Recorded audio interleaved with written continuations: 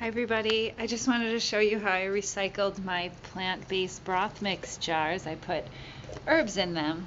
The jars are so cute. They're totally recyclable and BPA free. You can put them in the recycle bin, but I thought this was fun. And on the grill tonight I roasted some corn. I just took that in and we're having buffalo potato wedges. They're perfectly grilled. See those nice char marks? And I'm taking them off to toss them in this bowl with my buffalo sauce. I love cooking in the summertime, oil-free on my grill. It keeps my kitchen nice and cool. Tossed with the sauce and serving them up.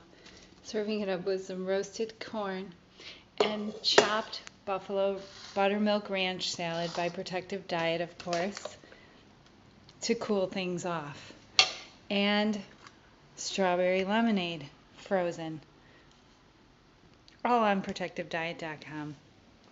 What a great dinner, easy prep dinner tonight on a Sunday with Jerry.